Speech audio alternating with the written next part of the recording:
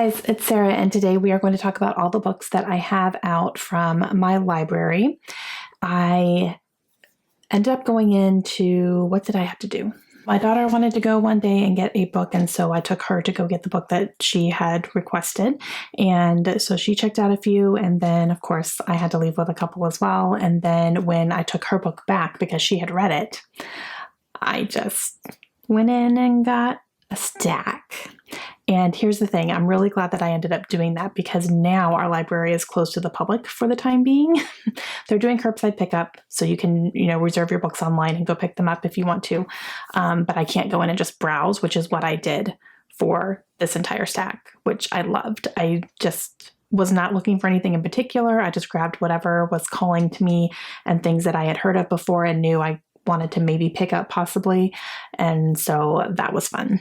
First two I'll show you really quick because I did include these in my December TBR possibles. Like if I have time, I can get to these, but that is Katherine House by Elizabeth Thomas and Legendborn by Tracy Dion. So this one is like, oh man. I really, really want to read this one. So I don't know. We'll have to see how long I'm able to keep it and all that good stuff. But I do still have these two. Haven't read them yet. And I went back and got some more after that. So the first one that I picked up is one that actually Krista from Books and Jams told me, I'm quoting here, "You need to read this book." And I was like, okay. So I immediately put it on hold at the library and it came in. So that is Fighting Words. This is by Kimberly Brubaker Bradley. And this is a middle grade. And I believe this deals with a girl or multiple girls who are dealing with sexual assault and how they're dealing with it, what's happening to them, and how they're dealing with all that stuff. So she raved about it just completely and literally said, you need to read this book. So I went ahead and grabbed it. This one I grabbed is a book that I think I had put on a most anticipated reading list for the year that this came out, and then I never ended up even getting a hold of it. But when I saw it, I was like, oh yeah, I know that I was interested in that at one point. And that's The Friend. This is by Sigrid Nunez. And this won the National Book Award, actually. So that's pretty cool. It's tiny as well.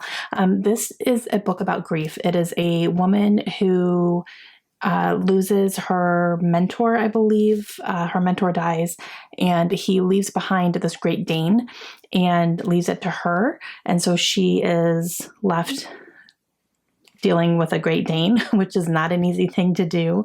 They are big animals. They need a lot of care. They need a lot of, stuff. So they are kind of grieving together from what I'm understanding from the synopsis. So yeah, I went ahead and grabbed this one, but yeah, super short. And I was definitely interested in it when it came about. Okay, this next one is another book that has dogs featured in it. And it's one that I heard about on Heather's channel from Bookables, and she really liked it. And so I grabbed it too. That's You Lucky Dog by Julia London. And now this is a contemporary book about a woman who is going through a hard time. And then I think her sister convinces her to take in a basset hound, not to adopt it, but I think just to foster. And so she does that. This dog is actually, I think, what did they say? He's got the blues, a case of the blues. So he's dealing with something as well. And that makes him a little bit almost depressed.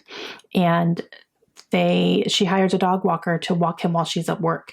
However, accidentally, the dog walker switches her basset hound with someone else's basset hound, so they get dropped off at the wrong house.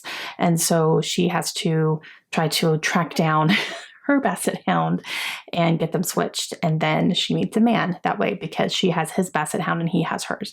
And it just sounds adorable. So I really, really want to get to this one. Okay, this next one has a dog on the cover, but I don't believe that that's what this deals with.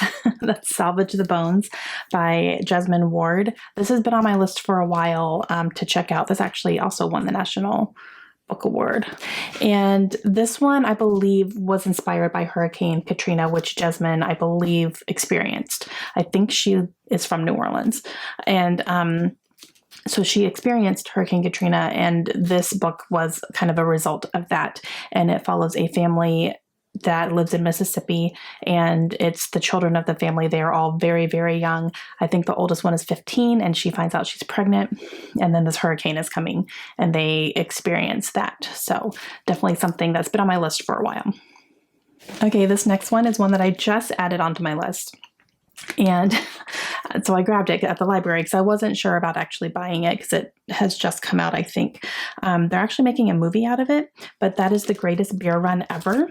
This is by John Donahue and J.T. Molly, or Malloy. I don't know. Malloy, I think. This is a memoir of friendship, loyalty, and war. So I think this follows soldiers who were fighting in, let's see, 1967 Vietnam. So I believe they were fighting in Vietnam, but they were sent home. Vietnam is still going on though. And I think they're having just really wanting a way to connect with the people that they had met over there that are still over there. And then they figure something out and they smuggle beer into the wartime situation somehow. And they're able to connect with people that way. So that's kind of what I got from it. Again, this is not a very long book. I got some short ones here. But it sounded kind of fun. And so yeah, I don't know, we'll see. Next one is one that I have seen going around a lot. I always see the cover, and when people do talk about it, they talk about really loving it. But I haven't seen a ton of like wrap-ups, included in that. So I don't really know. I don't know. I see it everywhere though. So this is The Light We Lost by Jill Santopolo. Yeah. This one is an adult book, and it follows Lucy and Gabe, and they date in college, and they make all these plans, and they're both very ambitious, and they want their lives to really mean something and make differences and all that stuff. And then he gets a job as a photojournalist, which takes him overseas. She gets a job in New York City, so they end up parting ways. But they do go off and live their own lives, but they always seem to reconnect somehow, even if it's by accident. So I think it's like, are they actually destined to be together even though they're with other people now and all that stuff. So I don't know. I grabbed it. The last one here is Little Fires Everywhere by Celeste Ng. This one's interesting because I have read a book by Celeste Ng. I read Everything I Never Told You, and I didn't like it. So I was nervous about this one, but I was also told even if I didn't like that book, I should still read this one. And people who didn't like that book still loved this one as well. They're very different. So I'm willing to give this one a shot. This one follows a suburban neighborhood, and there's some adoption happening, I think.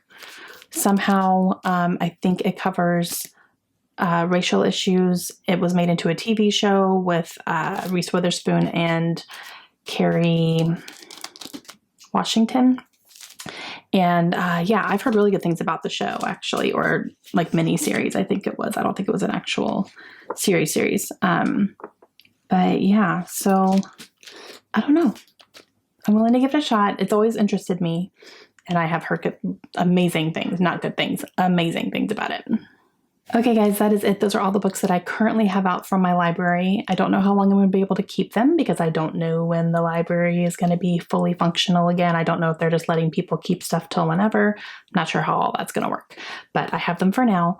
I'm going to see if I can get to any of them before I do need to take them back, and let me know your thoughts. Let me know down below if you've read any of these, all that good stuff, and let me know what your library situation is right now because I know it's kind of changing for everybody, and different libraries are doing different things. Some are closing down again, some are staying open, some are doing what ours is doing, which is curbside only. Let me know what your situation is. I would love to know that. And I will see you guys again soon. Hope you have a great day.